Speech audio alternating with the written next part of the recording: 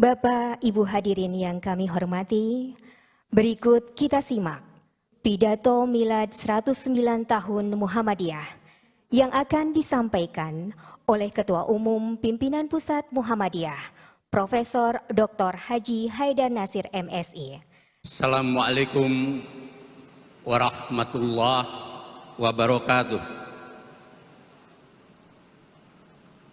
Innal hamdalillah wa nusalli wa nusallimu ala Muhammadir Rasulillah wa ala alihi wa sahbihi wa mawala.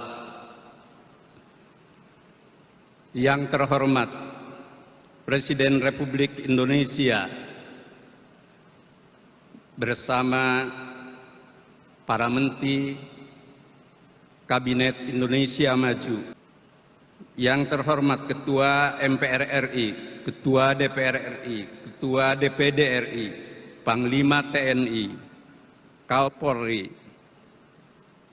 para duta besar negara sahabat, pimpinan Ormas dan Orpol, Gubernur DIY, serta para tamu undangan yang tidak bisa kami sapa satu persatu.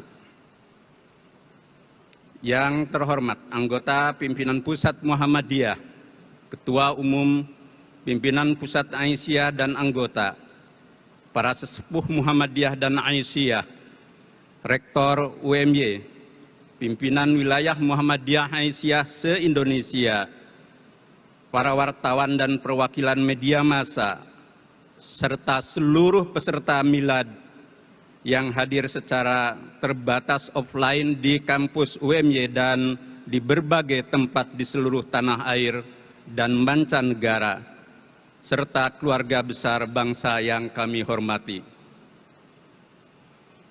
Atas nama pimpinan Pusat Muhammadiyah, secara khusus kami sampaikan terima kasih kepada Bapak Presiden Republik Indonesia, Bapak Insinyur Haji Joko Widodo, yang bersama Menteri Kabinet Indonesia Maju hadir langsung melalui virtual atau video conference dari Istana Negara, membersamai kita dalam acara Milad 109 Muhammadiyah. Terima kasih atas kesediaannya dalam acara Milad ini, dan kami mohonkan Bapak Presiden menyampaikan sambutan dan amanatnya dalam acara Milad yang penting ini. Hadirin yang kami muliakan, Milad ke-109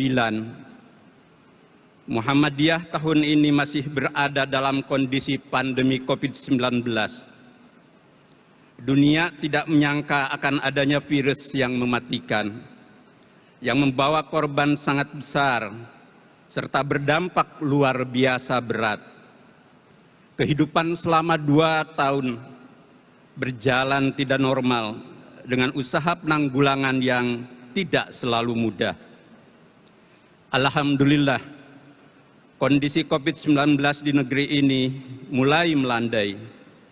Indonesia termasuk negara yang berhasil menekan rendah kasus COVID dibanding negara lain. Keberhasilan tersebut tentu buah dari kesungguhan pemerintah dan kekuatan-kekuatan masyarakat, antara lain Muhammadiyah, yang sejak awal konsisten gigih menangani pandemi.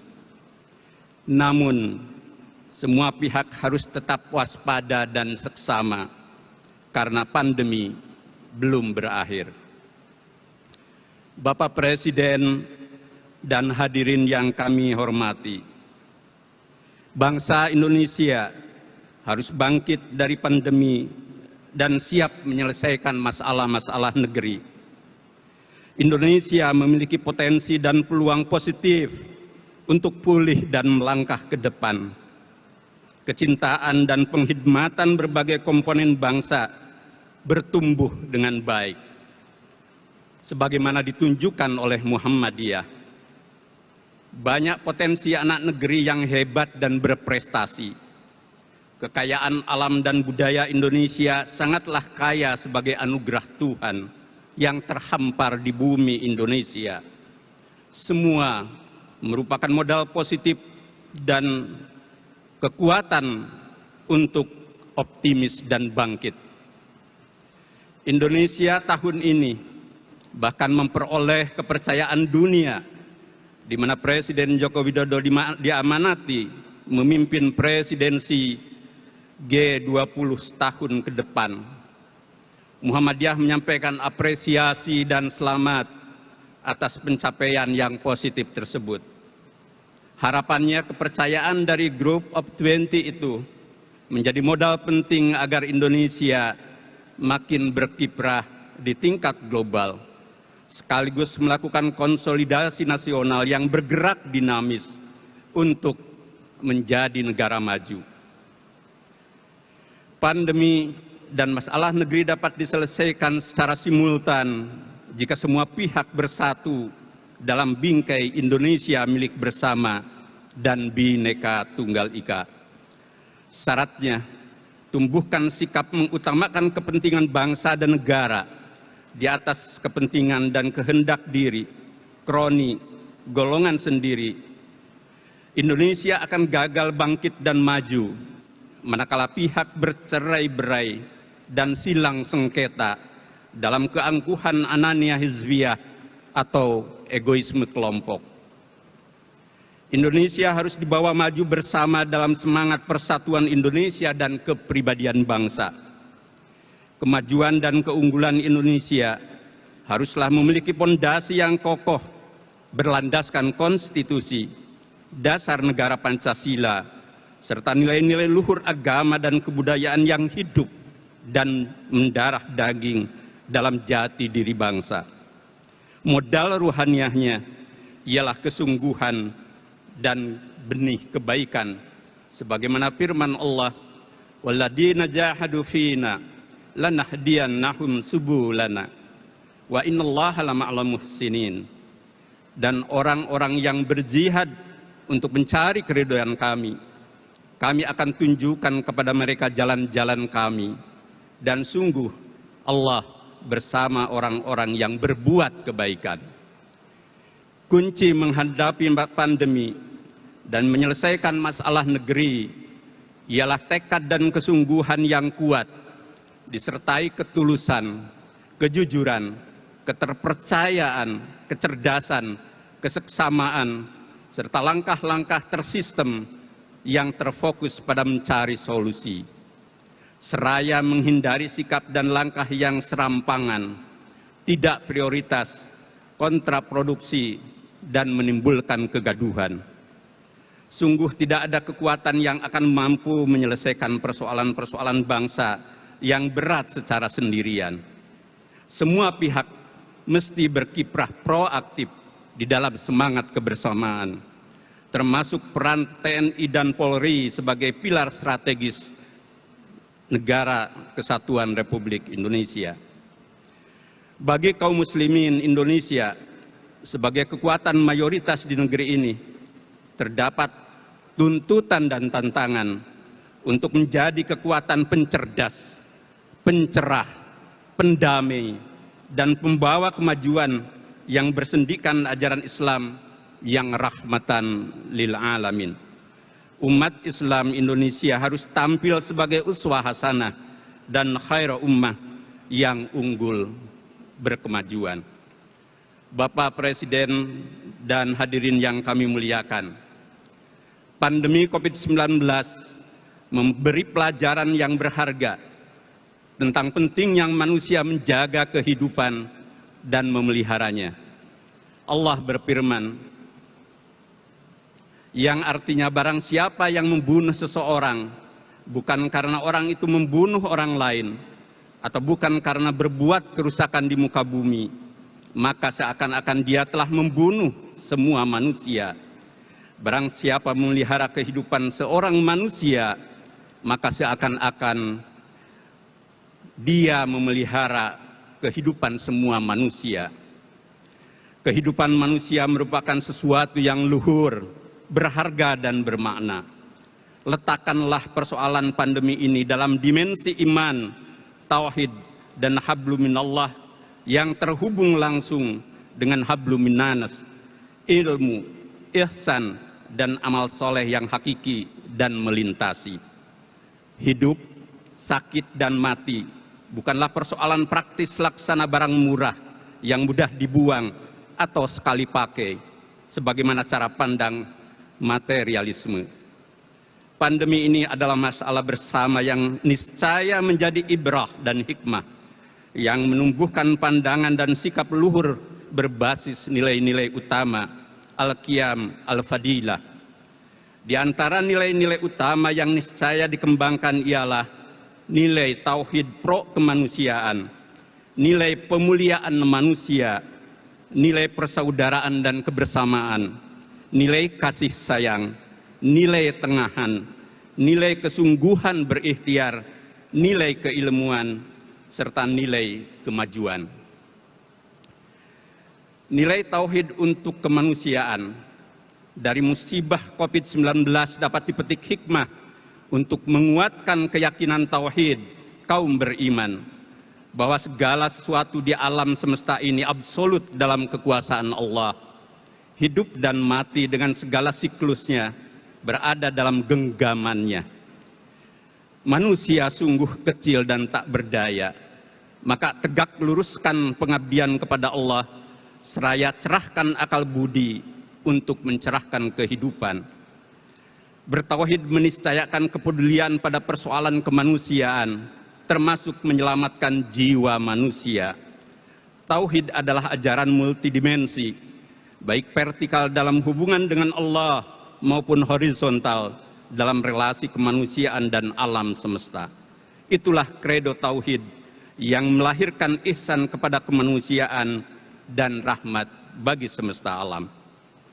Kedua, nilai pemuliaan manusia. Pandemi COVID-19 memberikan arti tentang pentingnya memuliakan manusia, jiwa manusia agar dihargai dan diselamatkan. Sebaliknya jangan disia-siakan dan direndahkan. Manusia dengan seluruh dimensinya mesti diletakkan dalam ruang metafisika dan kosmologi kehidupan yang utuh, bermakna dan multidimensi. Manusia jangan dianggap hanya sebagai ragat indrawi semata. Islam menempatkan manusia fi ahsani taqwim, makhluk sebaik-baik ciptaan Tuhan. Karenanya, manusia sendiri harus bermartabat, serta jangan saling menghinakan dan menganut paham yang merendahkan. Manusia modern, bila salah kaprah dan tidak memiliki pondasi nilai luhur agama, bakal terjerambab pada hidup nirkeadaban. Sosiolog Peter Berger menyebut manusia modern karena kehilangan konopi suci agama, terjebak dalam apa yang dia sebut sebagai chaos, yakni hidup yang kacau. Hal benar disalahkan, yang salah mendapat dukungan luas, seperti hidup di era post-truth atau dalam zaman kolobendu. Ketiga, nilai persaudaraan dan kebersamaan. Pandemi ini adalah masalah bersama. Setiap orang tidak bisa egois dan merasa bebas dari wabah. Diperlukan jiwa bersaudara dan kebersamaan dalam menghadapinya, baik dalam menghadapi pandemi maupun masalah bangsa. Jika ditanggung bersama, maka akan lebih mudah, sebagaimana pepatah, berat sama dipikul, ringan sama dijinjing. Bila terdapat perbedaan, dicari titik temu karena sesama kita adalah bersaudara. Tumbuhkan sikap saling tenggang, toleran, lapang hati, dan kerjasama demi membangun kehidupan milik bersama. Seraya jauhkan diri dari tindakan egoistik, pemaksaan kehendak, merasa paling benar dan digdaya. Ukhuwah dan persatuan Indonesia harus dibangun makin kokoh, yang lahir dari jiwa tulus dan jujur, sehingga dapat menyelesaikan masalah-masalah bangsa secara bersama. Keempat, nilai kasih sayang. Pandemi mengajarkan kita untuk memiliki sikap hidup welas asih terhadap sesama. Islam mengajarkan tarahum atau cinta kasih yang lahir dari nilai ihsan, ukhuwah, silaturahmi, dan ta'awun dalam wujud kepedulian, empati, simpati, kerjasama, dan kebersamaan. Jika tidak mau membantu sesama, jangan bertindak semaunya. Jika tidak dapat memberi solusi atas masalah yang dihadapi, jangan menjadi bagian dan menambah masalah. Menurut Dr. Stomo, tokoh perintis klinik PKU Muhammadiyah Surabaya tahun 24, ajaran welas asih dari surat Al-Ma'un berbeda dengan teori seleksi alam ala Charles Darwin. Mereka yang kuat, yang akan mampu bertahan dalam perjuangan hidup. Sebaliknya, ajaran welas asih Al-Ma'un mendasarkan perjuangan hidup dalam semangat kebersamaan, sehingga yang kuat mau berbagi dengan yang lemah. Kelima, nilai tengahan atau moderat. Muhammadiyah dalam menghadapi pandemi COVID-19 maupun berbangsa dan bernegara mengembangkan wasatiyah atau sikap tengahan, yakni pandangan yang adil dan tidak radikal ekstrim. Muhammadiyah berusaha mengembangkan nilai wasatiyah yang memiliki prinsip dan autentik tanpa merasa paling moderat. Moderasi dan usaha melawan radikal ekstrim dalam pandangan Muhammadiyah haruslah ditegakkan secara moderat untuk semua aspek. Jangan sampai atas nama moderat dan moderasi membenarkan apa saja dan menjurus pada hal-hal yang ekstrim. Keenam, nilai kesungguhan berusaha. Usaha mengatasi pandemi merupakan komitmen dan tanggung jawab bersama. Konsistensi melaksanakan kebijakan oleh pemerintah, disiplin menjalankan protokol kesehatan oleh seluruh warga bangsa, melakukan vaksinasi, dan berbagai langkah lainnya merupakan keniscayaan dalam mengatasi pandemi ini. Segala ikhtiar maksimal harus terus dilakukan sebagai jalan jihad mengakhiri musibah ini dan menyelesaikan masalah negeri. Ketujuh, nilai keilmuan atau ilmiah. Pandemi ini meniscayakan pentingnya manusia bersandar pada ilmu. Ilmu yang mencerdaskan dan mencerahkan kehidupan. Para ahli epidemiologi, ahli virus, kedokteran, ahli vaksin, dan para ilmuwan lainnya telah memberi sumbangan berharga dalam memahami dan menghadapi virus yang mengguncang dunia ini. Bangsa Indonesia yang penting harus menghargai ilmu sebagai jalan kemajuan hidup. Ilmu pengetahuan dan teknologi penting disertai hikmah agar tidak mengarah pada keangkuhan ilmuwan dan absolutisme kebenaran. Ilmu dan pikiran manusia modern jangan seperti kotak Pandora dalam mitologi Yunani kuno yang memberikan harapan indah akan kebaikan, tetapi setelah dibuka ternyata menjadi sumber masalah bagi kehidupan umat manusia. Kedelapan, nilai kemajuan. Pandemi ini meniscayakan manusia untuk belajar memahami masalah secara mendalam dan luas, serta membangkitkan diri untuk maju pasca musibah. Manusia diajari Tuhan dengan berbagai jalan. Musibah boleh jadi merupakan jalan Tuhan agar manusia terus mengungkap rahasia ciptaannya yang sangat luas dan tak terbatas, bersyukur atas segala nikmatnya, serta mengakui kemahakuasaannya. Disinilah pentingnya membangkitkan nilai dan etos kemajuan bagi seluruh manusia atas musibah yang mewabah di seluruh muka bumi ini. Bapak Presiden dan hadirin yang kami muliakan, Muhammadiyah niscaya bergerak makin dinamis untuk langkah-langkah perubahan, melakukan usaha-usaha strategis, mengembangkan pusat-pusat keunggulan, serta perluasan daya jelajah pergerakan Muhammadiyah yang maju di berbagai bidang kehidupan. Muhammadiyah yang maju di berbagai bidang kehidupan jadikan sebagai langkah tajdid abad kedua. Jadikan momentum milad sebagai pintu mengembangkan dakwah, tajdid dan ijtihad yang melahirkan perubahan, pencerahan dan kemajuan Muhammadiyah sebagai gerakan Islam yang unggul di ranah lokal, nasional, dan global.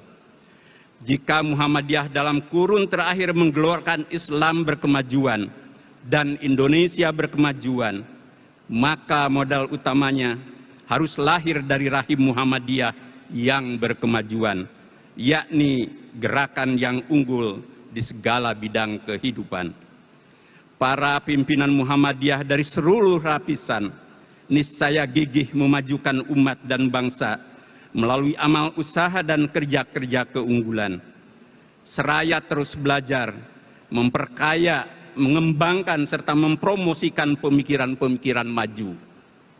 Menanggapi dan berdialog dengan pemikiran kritis yang berbeda dari berbagai kalangan mesti dilakukan dengan ilmu yang mendalam dan berhorizon luas, bukan dengan pikiran-pikiran dangkal dan apologi.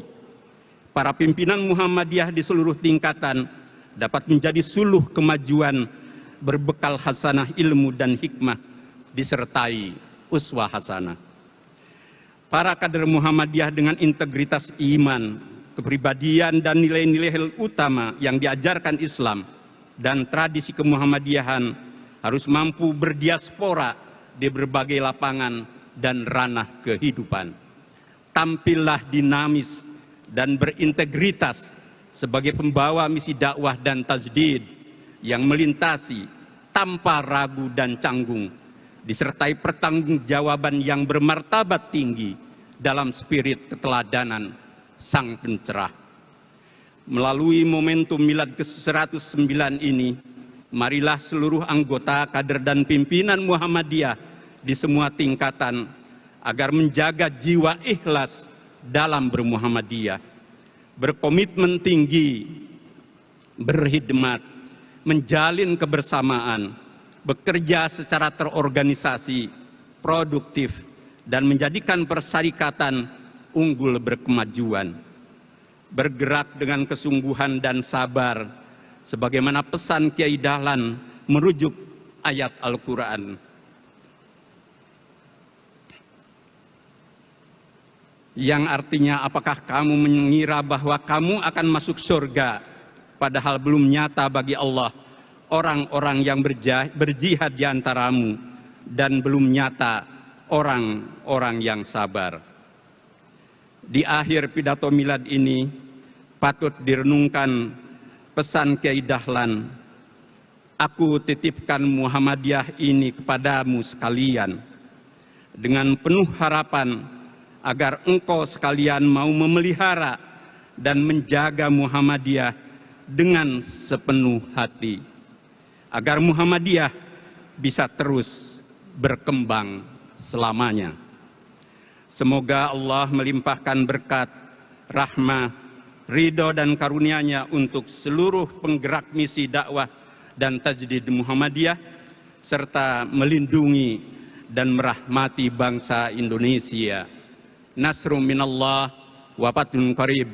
Wassalamualaikum warahmatullahi wabarakatuh.